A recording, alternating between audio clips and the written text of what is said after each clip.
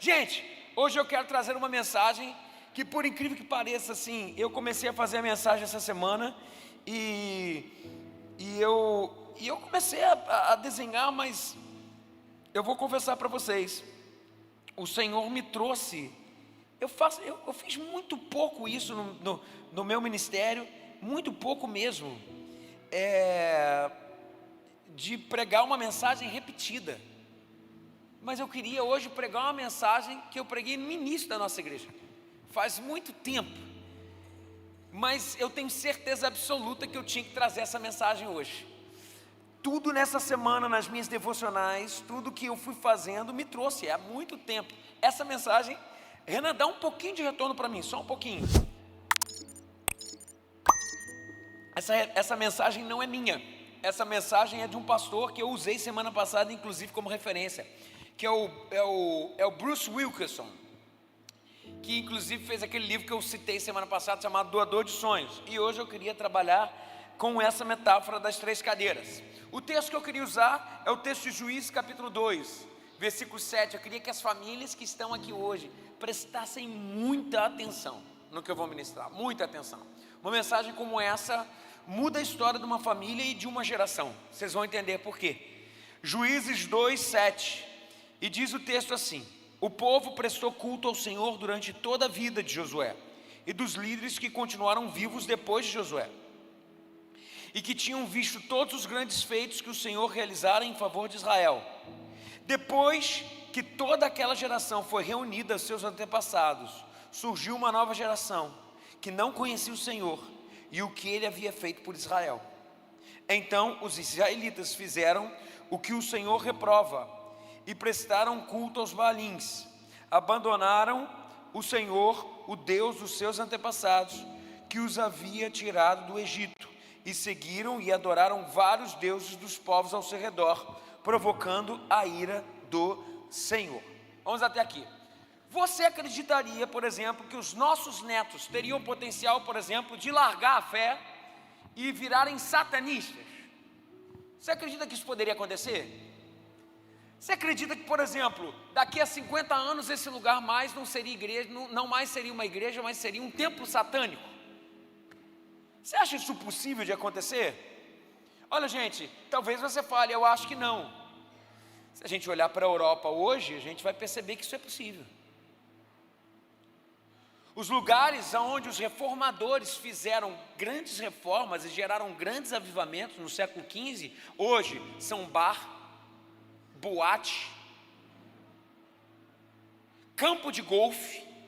Isso que eu estou falando, não estou chutando não. Um virou bar, outro virou boate, outro virou campo de golfe. No lugar onde John Knox, Zwinglio, Calvino, no lugar onde esse povo liderou uma grande revolução cristã na Europa, isso tudo hoje virou escombro.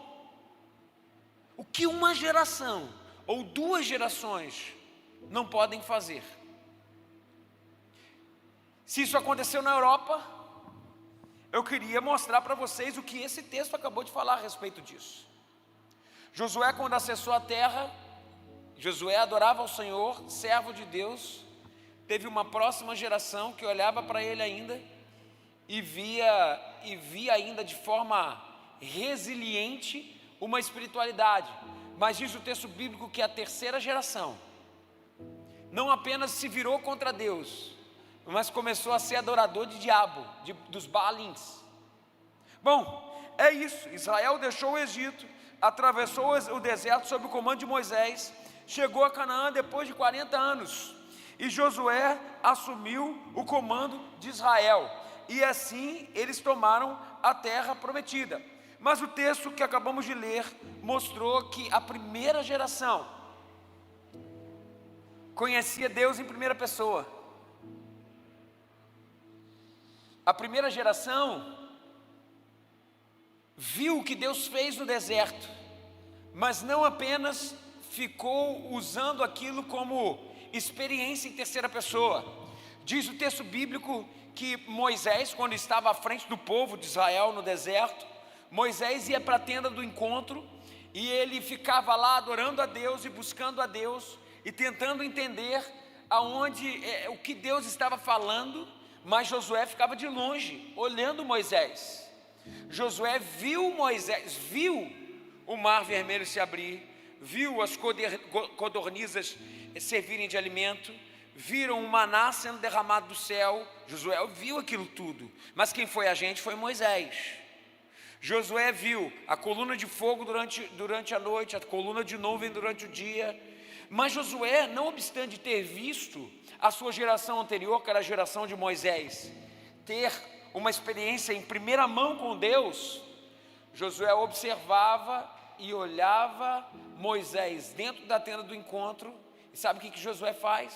Josué diz o texto que quando Moisés saía da tenda do encontro com Deus que Moisés tinha, Josué entrava no lugar de Moisés e buscou uma experiência de primeira mão com Deus.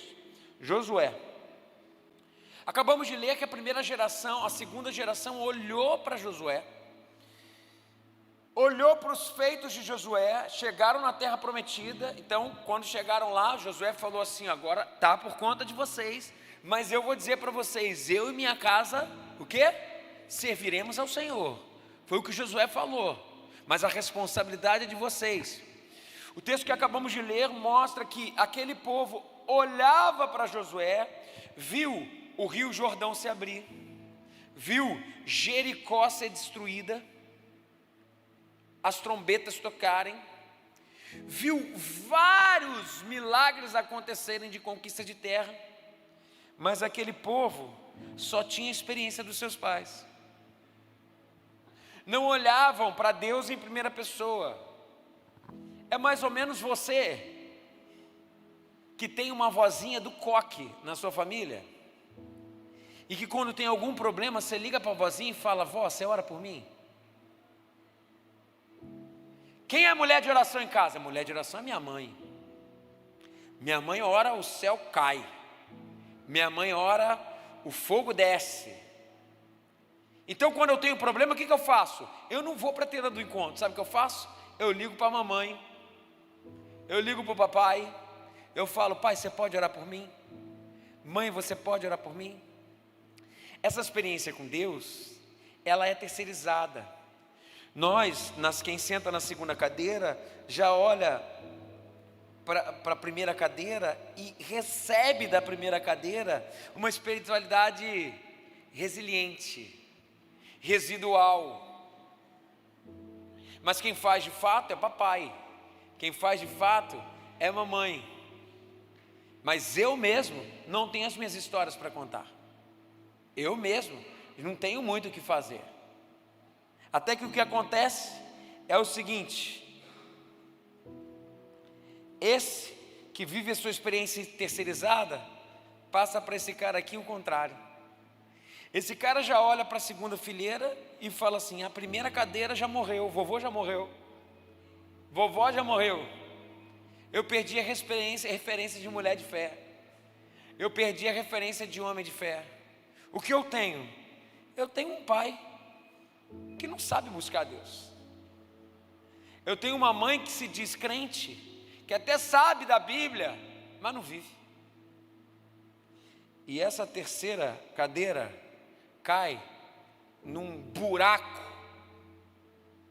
da fé absurdo, a ponto de começar a adorar o diabo. Foi exatamente isso que nós acabamos de ler.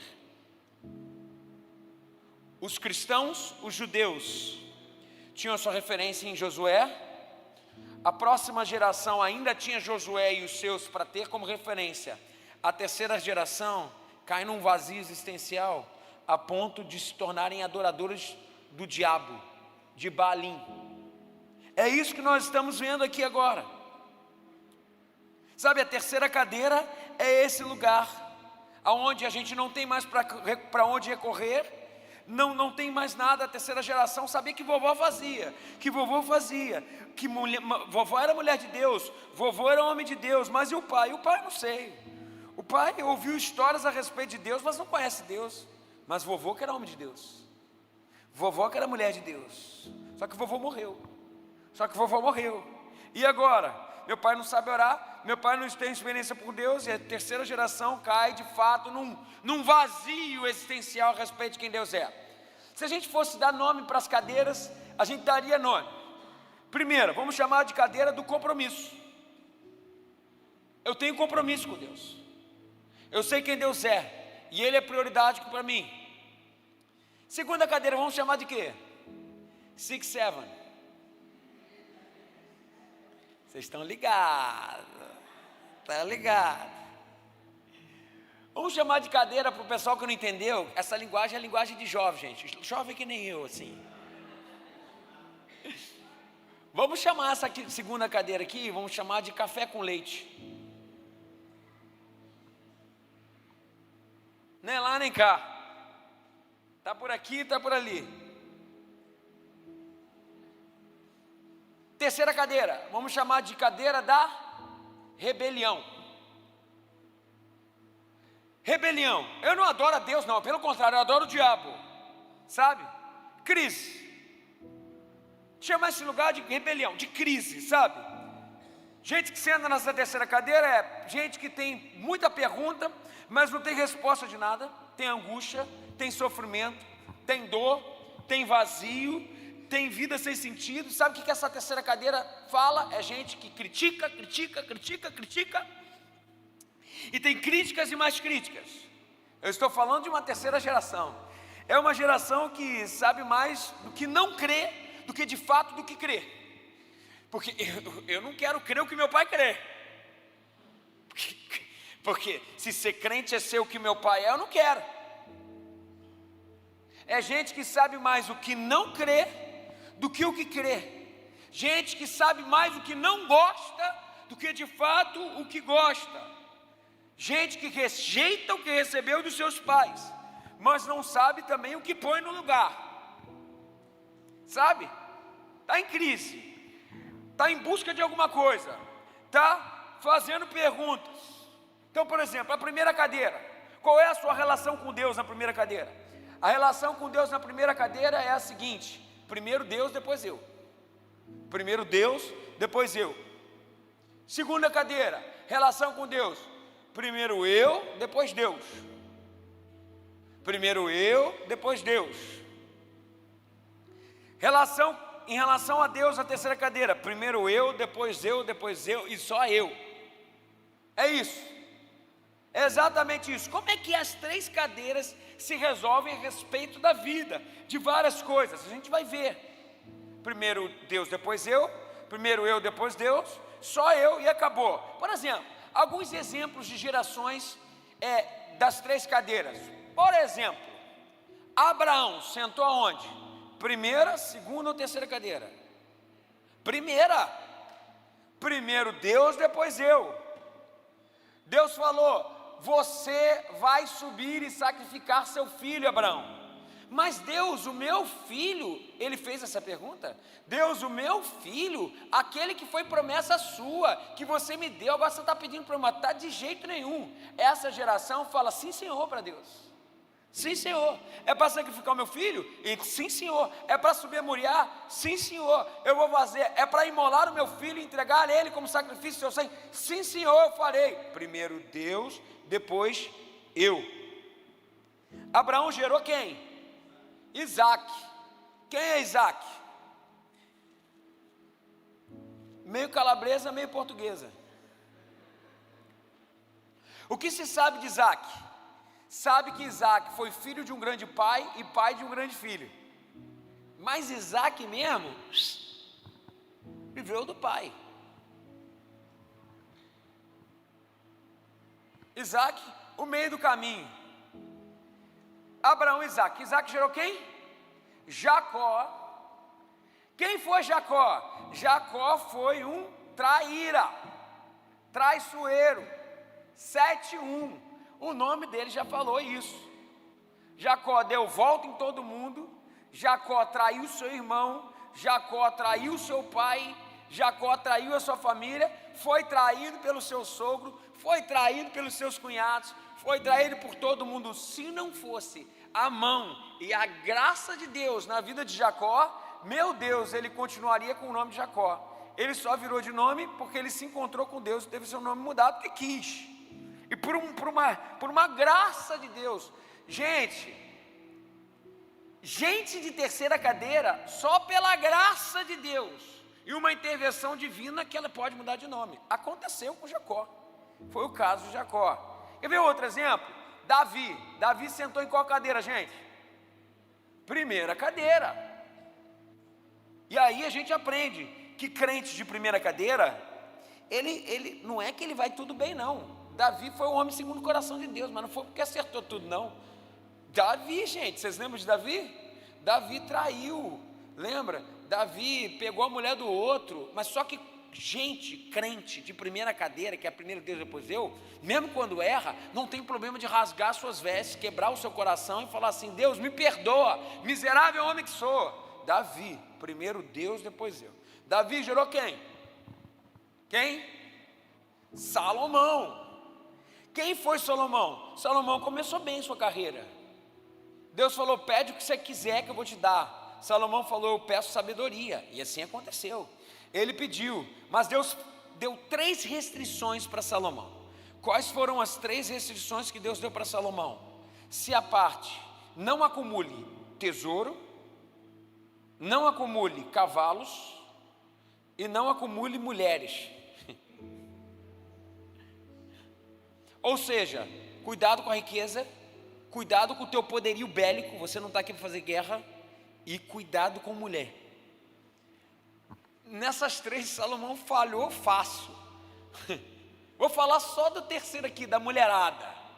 Salomão tinha 300 mulheres e 700 sem nota. Concubina. Salomão tinha uma política de expansão difícil. Ele olhava para os reinados ao redor e, se ele quisesse dominar os reinados, ele olhava para a princesa e via se ela fosse bonitinha, ele casava com ela. Se ela fosse feia, ela matava todo mundo. E assim Salomão foi acumulando mulheres. Aí Salomão, imagina, 1000 mulheres, gente. Se a gente não dá conta com uma, imagina Salomão com 1000. 1000 mulheres. Daí Salomão pegava 324 e passava a noite com ela. 324. No final da noite, o Salomão perguntava: e meu amor, foi tão bom, né? Foi gostoso, foi muito bom. Mas daí Salomão olhava para a cara dela e falava: está triste? Por que você está triste? Sabe o que é, meu amor? Diga, eu te fiz algum mal? Foi ruim? Não, é porque, você sabe, lá na minha cidade, puxa vida, o templo do meu Deus foi destruído, está precisando de umas reformas. Salomão falou: o que você precisa? Você precisa de dinheiro? Se você pudesse dar para eu reformar lá, eu faria. Aí Salomão falava: é quanto? Ela falava X, ele chamava Salomão, fazia o checão. Aí ela chegava no harém, onde estavam todas as mulheres, e esfregava na cara de todo mundo: aê, ganhei dinheiro do rei. No dia seguinte, Salomão chamava 731. Passava a noite com a 731, e depois da noite, ele perguntava: foi bom? E a carinha da 731? O que foi, meu amor? Vocês não estão gostando? Sabe o que é, meu amor? É porque eu fiquei sabendo que a 324 ganhou ganhou um dinheirinho seu aí para consertar lá o templo do Senhor. Mas eu vou falar, eu tenho certeza absoluta. Mas o que foi, meu amor? Está ruim também o templo lá do seu Deus? Ela falou: está muito ruim. Então você quer dinheiro? Até quero, mas eu sei muito, eu quero ver se você me ama mais do que você ama 324. O que é? Pode falar, eu faço, eu te amo. Eu não queria que você me desse um dinheiro para eu consertar o templo, não. Eu queria trazer o templo do meu Deus para aqui, para Israel. E assim, com essas concessões, o cadeira 2, Salomão, abriu alas para a maior crise que Israel teve de idolatria. Isso aqui foi a porta de entrada para o exílio babilônico, para todas as opressões. Salomão, o filho de um cadeira 1, que não se posicionou. Salomão gerou quem, gente? Se você não sabe dessa resposta, escola bíblica dominical, 5h45 da tarde, hoje não tem, mas vai ter semana que vem. Salomão gerou Roboão. Quem foi Roboão? Roboão foi o cara mais decadente que você pode conhecer. Roboão entrou em crise com a monarquia, ele rejeitou o seu pai, e muito menos rejeitou o seu avô, e por causa disso, o general de Salomão, chamado... Quem foi o general de Salomão? Que ocupou o lugar de Roboão? Gente, todo mundo de escola bíblica aqui semana que vem. Jeroboão. Jeroboão pegou 10 tribos de Israel, Roboão ficou com 2. Judá e Benjamim. Roboão ficou com 2, assim, plano de consolação, e Jeroboão quebrou o reino de Israel. Jeroboão, se você ler os textos lá de reis, os reis que eram maus do reino do norte, foram como Jeroboão. Por quê? Permitiram idolatria, permitiram postes ídolos, o cara quebrou Israel. Quebrou. Cadeira 1, cadeira 2, cadeira 3, olha o que a gente está falando aqui, gente. A gente está mostrando que à medida que a gente se afasta do que Deus tem e das nossas escolhas, a coisa vai ruindo, a coisa vai acontecendo. Por exemplo, como cadeira 1 vê igreja. Igreja é a comunidade dos santos.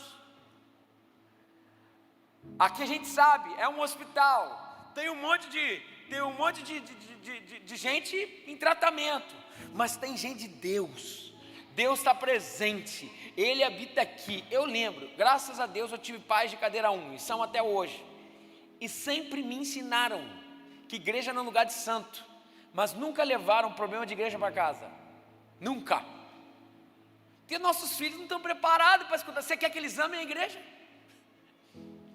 Ou você quer que eles critiquem? É óbvio, gente, tem problema aqui dentro, é óbvio isso. São pessoas. Comunidade dos santos, comunidade de Deus.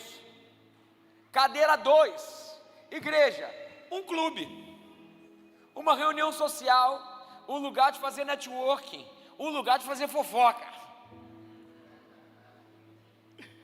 Cadeira 3, igreja, lugar de gente falsa, hipócrita, pastor ladrão.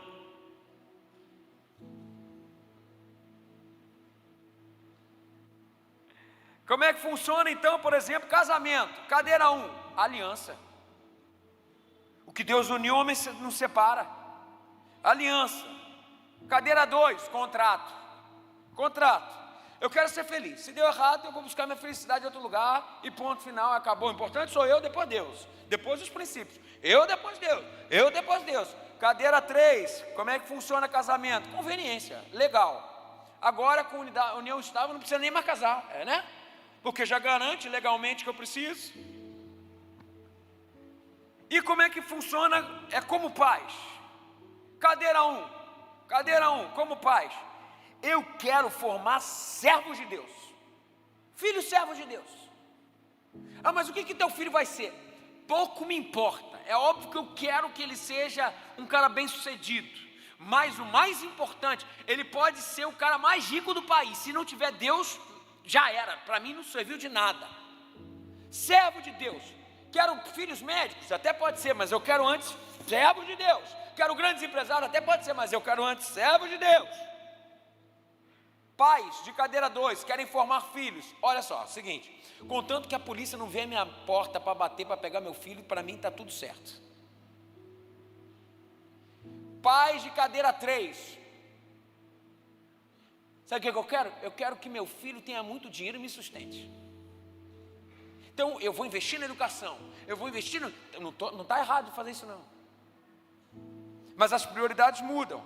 Então sabe, eu quero botar nas melhores faculdades, os melhores salários, os melhores empregos, a imagem é tudo. Então assim, se tem alguma coisa para construir ele espiritualmente que vai chocar com os seus estudos, com a sua formação, então chega, então não. Agora, coisa importante para mim: pais que sentam na cadeira 1, geralmente formam filhos de cadeira 1. Pais que sentam na cadeira 1, geralmente formam filhos de cadeira 1. Deixa eu botar a cadeira 2 um pouquinho mais para cá, só para ver vocês.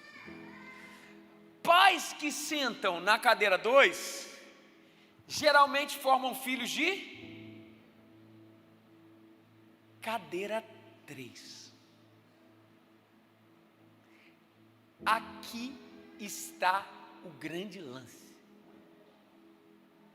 Pais que sentam na cadeira 2 formam, a maioria das vezes, filhos de cadeira 3. E por que crianças que são formados por pais de cadeira 2 geralmente formam adultos de cadeira 3? Por quê? Por que pais que sentam na cadeira 2 formam adultos? Sabe por quê?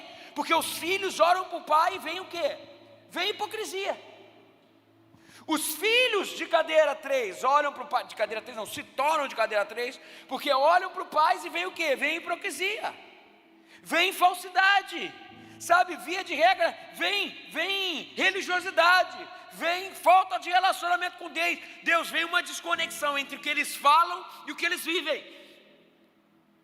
e o que isso gera, e o que isso gera para os filhos? Gera asco pelo Senhor, asco pelas coisas de Deus. Sabe onde os religiosos estão? Aqui, ó. Sabe por quê? Falo muito bem, sei a Bíblia muito bem, mas não vivo nada. É a história que a criancinha chegou para o pastor no final e falou: pastor, eu quero morar na igreja. Por quê? Porque eu amo quando meu pai está na igreja. Quando ele está na igreja, ele é a melhor versão dele. Por quê? Porque em casa ele bate na minha mãe. Pais de cadeira 2, gente que resolveu sentar na cadeira 2, ela não faz apenas uma maldição para si, ela espalha um lastro de sangue para as próximas gerações. Porque os filhos olham para esses pais e falam: tudo hipócrita, tudo mentiroso. A segunda cadeira, gente, é marcada por gente que se relaciona com a religião, mas não se relaciona com Deus. Com gente que se relaciona com os dogmas, mas não com o próprio Deus, não com o Pai amoroso, não experimenta Deus, vive do que os seus pais experimentaram. Então, o que pessoas que sentam na cadeira 2 têm é lei, tem dogma, mas o coração está vazio. O relacionamento com Deus é algo que não existe. Existe acusação, existe peso, existe um descompasso entre o que eles falam e o que eles praticam. E cada vez mais se distanciam do Evangelho. E quando os filhos olham para a gente, e veem esse descompasso entre o que a gente fala e o que a gente vive, eles olham e falam assim: Evangelho? Isso é coisa de maluco. Igreja? Isso é coisa de gente hipócrita.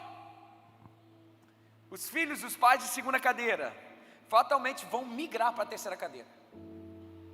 E o pior, é difícil, só por uma intervenção divina, que esses caras saem daqui e vão para lá. Sabe por quê? Porque eles não começam de igual forma com quem não é crente. Gente, é melhor tu estar nessa terceira cadeira porque não te foi apresentado o Evangelho, do que porque você conheceu de alguém, do seu pai, do seu tio, da tua liderança, um falso Evangelho. Esse cara não começa do zero, esse cara começa do 50 negativo, porque ele olha para o pai e fala assim: peraí, ser crente é isso aqui? Pô, eu não quero isso de jeito nenhum. E o pior, nós construímos um Evangelho que não depõe apenas contra a gente, mas espalha um lastro de sangue para os nossos filhos.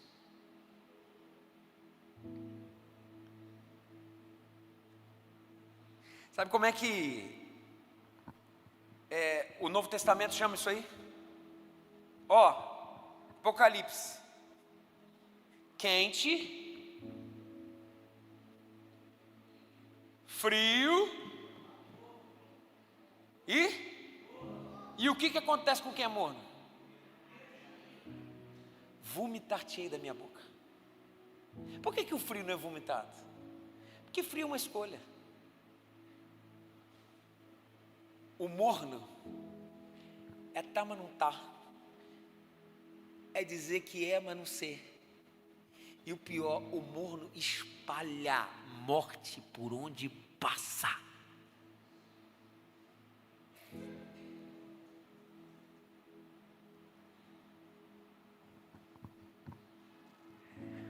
Mais vale a desobediência íntegra do que a obediência hipócrita. Mais vale a desobediência íntegra do que a obediência hipócrita. Porque a obediência hipócrita não vai sozinho para o buraco. Não vai sozinho para o buraco. Ela também carrega seus filhos. Essa obediência hipócrita carrega todo mundo junto. Esse povo da carreira 2, gente, fica posando de piedoso. Tem versículo bíblico para condenar todo mundo. É gente simulada que fala uma coisa, mas faz outra. Tudo hipócrita, vida dupla, gente que não sabe se é, se não é. Esse povo faz mal porque vive o evangelho falso. E o pior, ainda condena os seus filhos ao afastamento do Senhor. Esse povo que senta na cadeira 2 fica dando razão para quem está no vazio de Deus, continuar no vazio de Deus. A gente cansa de ouvir assim, se ser crente é isso aí, eu não quero isso para mim nunca. Você não escutou já isso? Várias vezes, sabe? Esse povo que está falando de quem? Ele está falando de Davi? Ele está falando de Abraão? Não, óbvio que não. Ele está falando desse cara aqui, Ele está falando desse cara aqui, que além de não ter Deus, ainda bloqueia Deus para a próxima geração. Irmão, deixa eu te falar um negócio. É melhor que você chegue para a tua família e fale assim, não sou crente não. Eu não estou pedindo para você se afastar do evangelho não, ninguém quer isso. Mas pelo menos eu estanco a sangria. Você pede desculpa para os teus filhos e fala assim, me desculpa, o que eu vivi até hoje não foi evangelho não, isso não representa quem Deus é. É melhor.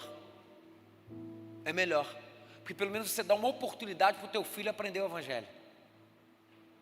Agora o que não dá é para viver de uma espiritualidade resiliente, mas não se posicionar diante de Deus e gerar um lastro de morte para a sua próxima descendência.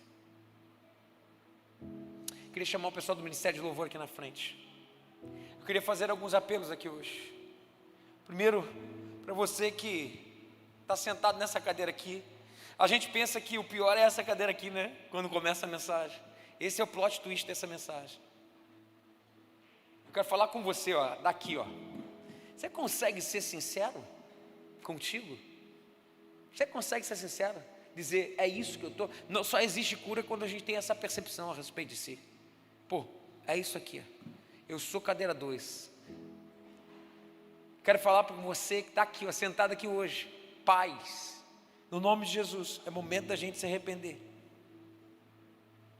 Cuidado, não brinque com fogo.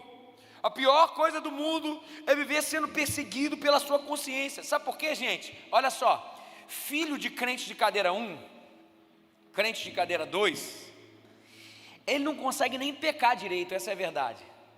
Sabe por quê? Toda vez que vai no pecado, não vai de verdade, porque tem sempre aquela consciência. Então, nem ímpio você consegue ser, cara. Nem ímpio direito você consegue aproveitar o pecado. Consegue nada. Não consegue.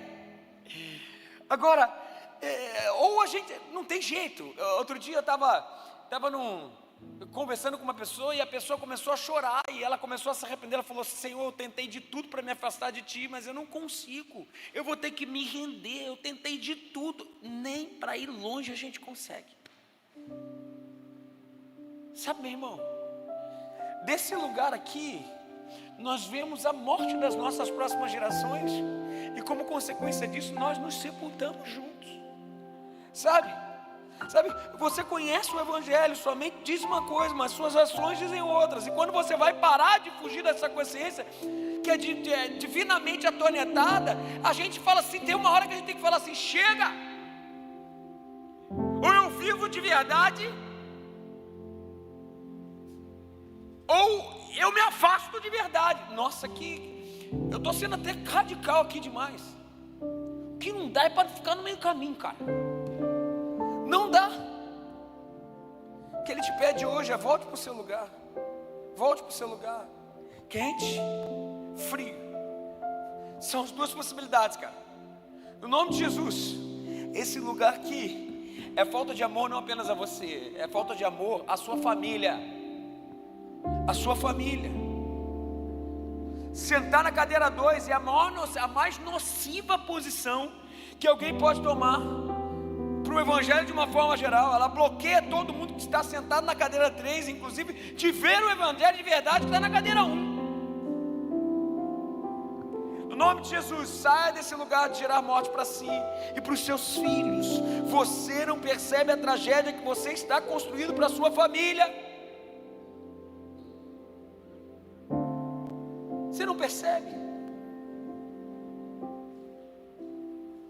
Chega uma hora que a gente tem que se decidir publicamente: eu sou do Senhor.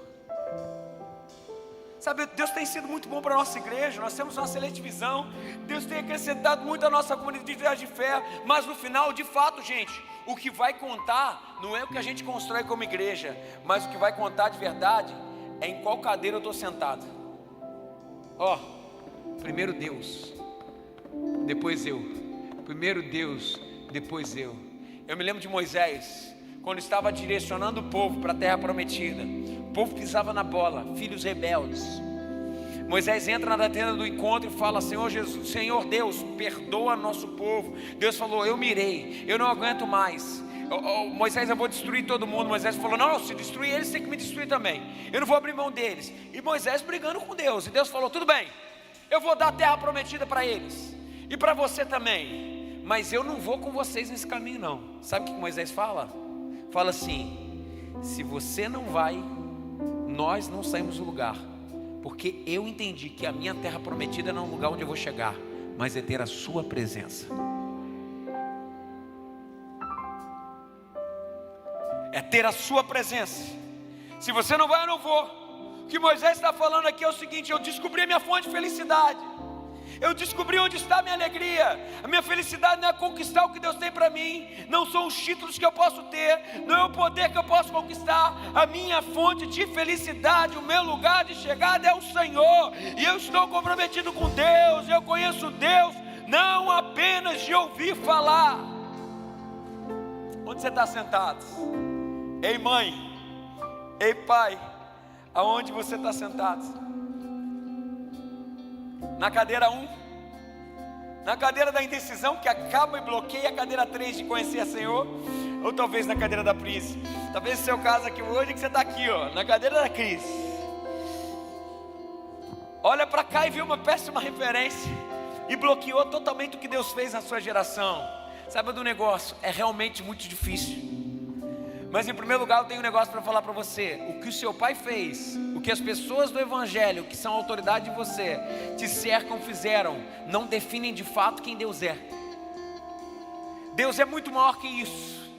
E a palavra do Senhor diz que se o meu povo, que se chama pelo meu nome, se humilhar, buscar a minha face, se converter dos seus maus caminhos, eu vou ouvir do céu. Porque um coração quebrantado, Deus não rejeita. Foi isso que aconteceu com Jacó. Jacó um dia falou assim: eu não vou viver de experiência residual. Ele foi para o Jaboque, lutou com Deus e falou: eu não saio daqui sem ter a minha história transformada. Qual é o seu nome? É Jacó. Pois bem, Deus falou: agora que você teve encontro comigo, o teu nome será Israel. O teu nome será Israel. Você lutou com Deus, o teu nome será Israel. Eu não sei qual é o teu passado, ou da crise, ou da rebelião, ou o que fizeram contigo do evangelho, mas o Senhor se coloca na tua frente de novo, dizendo assim: o ponto final não é o que as pessoas falaram a respeito de quem eu sou. O ponto final, quem eu sou eu. Sou eu, sou eu. Fique de pé no seu lugar, eu vou terminar. Deixa eu falar um negócio para você. Eu queria que as famílias que estão representadas aqui ficassem juntas nesse momento. Deixa eu falar para você, olhe para mim aqui, olhe para mim. E eu falo aqui, eu quero direcionar primeiro as minhas palavras para os pais aqui presentes. As pesquisas dizem, homens que estão aqui, homens, as pesquisas dizem que quando um homem se posiciona Primeiro Deus, depois eu. Eu sou cadeira 1. O importante é o Senhor. Para os meus filhos, que eles encontrem o Senhor. Quando um pai se posiciona, se a esposa não aceitou Jesus, e se os filhos ainda não conhecem Jesus, 90%, 95% das mulheres que não são convertidas, que tem um marido que se posiciona diante de Deus, elas dizem sim para o Evangelho também. E 85% das crianças que olham para pais que se decidiram ao lado do Senhor, dizem sim para o Evangelho também. O que isso quer dizer?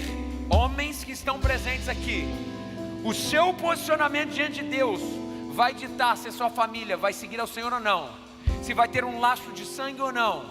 Vem cá, homem, pergunta que eu te faço: será que você tem terceirizado o seu lugar de representante de quem Deus é para sua família, para tua mulher?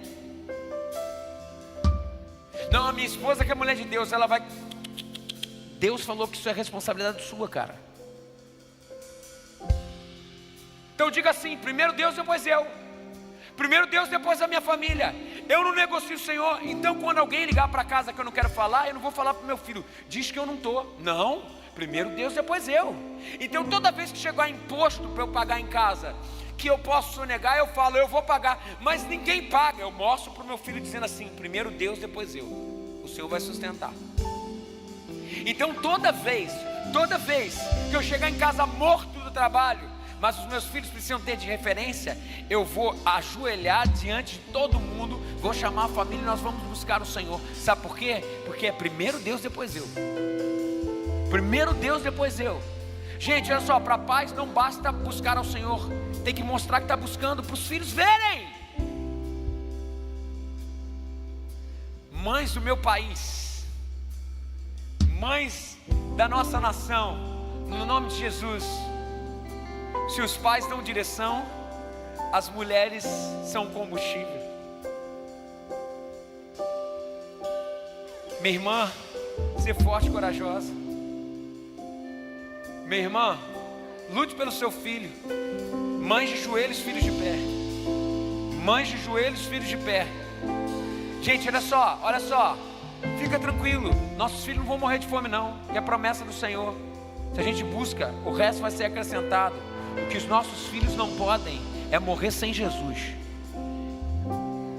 Não podem morrer sem Jesus.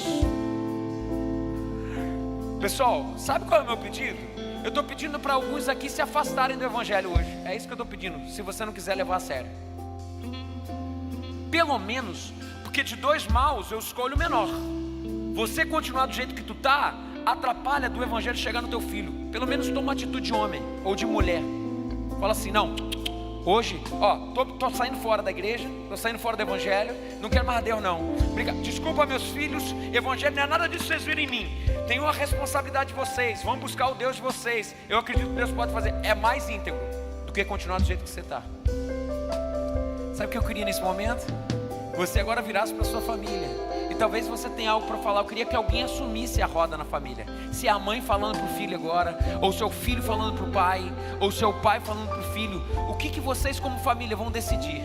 Talvez você, pai, vai ter que falar para sua família hoje: hoje eu assumo a responsabilidade, Deus em primeiro lugar. Hoje eu assumo a responsabilidade, Deus sempre em primeiro lugar. Talvez você, mãe, precisa chegar e falar para o teu filho hoje: filho, desculpa, eu não tenho sido uma boa referência para você. Talvez você, filho que está aqui hoje, fale: mãe, pai, eu decidi o Senhor. Eu não sei se você é vítima de uma família que não te mostrou Cristo da forma correta. Então, no nome de Jesus, eu peço para você hoje também: perdoa seus pais. Jesus é muito maior que isso. Ele pode ter uma nova história, como Jacó, para você, para te levar a ser homem segundo o coração de Deus.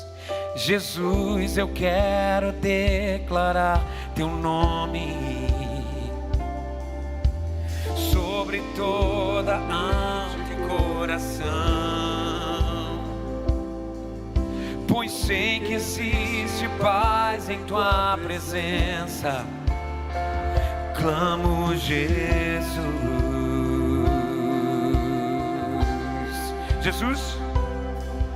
Jesus, eu quero declarar teu nome, quebrando os vícios dessa geração.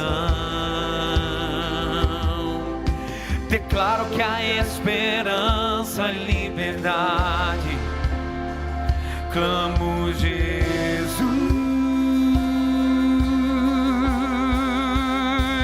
teu nome é cura, é poderoso, teu nome é vida,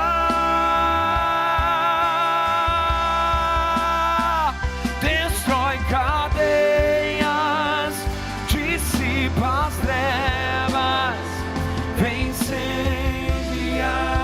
Agora eu queria pedir para que a gente se olhasse.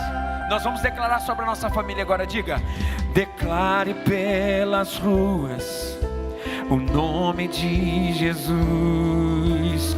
Sobre a escuridão Ele vai trazer a sua luz. Sobre minha família, clamo o santo nome Jesus.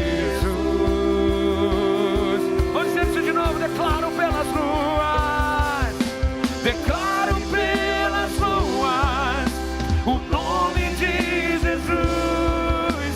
Sobre a escuridão Ele vai trazer a sua luz. Sobre minha família, clamo o santo nome Jesus.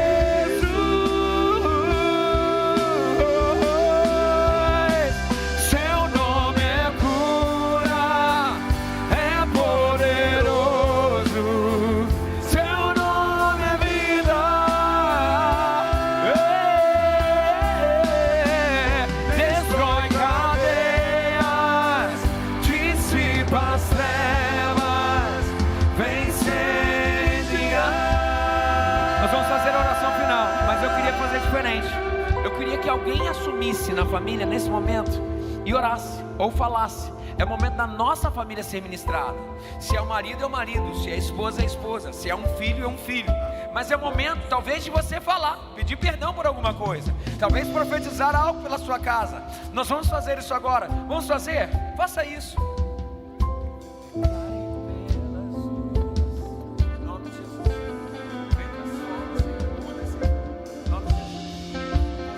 Senhor, família, Senhor, o centro da sua vontade, que o Senhor seja o centro, e nada mais, o Senhor seja o centro e nada mais. Sim, Senhor, é o que queremos, Senhor. Muda, Senhor, refaz, quebra, Senhor, cadeias, fala nos conselhos hoje a respeito do Evangelho, que o Evangelho seu, Senhor, o seu Evangelho, o Evangelho de Jesus, possa ser a única grande referência. Nós profetizamos sobre a nossa casa, Senhor, famílias de cadeira 1, Senhor. Gente que coloca o Senhor como centro, apenas o Senhor como centro. Senhor, é o que queremos, Senhor. Seja o centro, Senhor, centro de tudo, Senhor. Que haja hoje quebrantamento. Quebra, Senhor, aqui, Senhor, todo o evangelho falso que foi passado para a nossa família. Quebra, Senhor, aqui, Senhor, todo o evangelho pela metade que é falso evangelho. Quebra hoje aqui, Senhor, todo espírito de rebelião, porque não recebeu referência. Nós profetizamos, Senhor, nós sentamos na cadeira 1 hoje, Senhor. Nós profetizamos que Tu és o centro, Senhor. Nós profetizamos, Senhor, que só a Ti, Senhor, nós damos glória, Senhor. Seja, Senhor, assuma o trono, Senhor, da nossa família. É o que nós queremos, Senhor. E assim nós oramos, Senhor. Seja exaltado, Senhor, engrandecido, Senhor, sobre nós e através de nós. Declare pelas ruas no nome de Jesus. Sobre a escuridão Ele vai trazer a sua luz. Sobre sua família, clame o santo nome Jesus.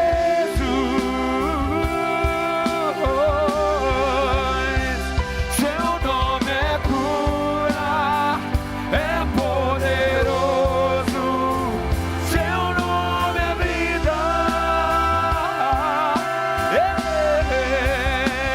Destrói cadeias, dissipa as trevas, vence. E que o Senhor nos abençoe e nos guarde. Que o Senhor faça resplandecer o seu rosto sobre nós e tenha misericórdia de nós.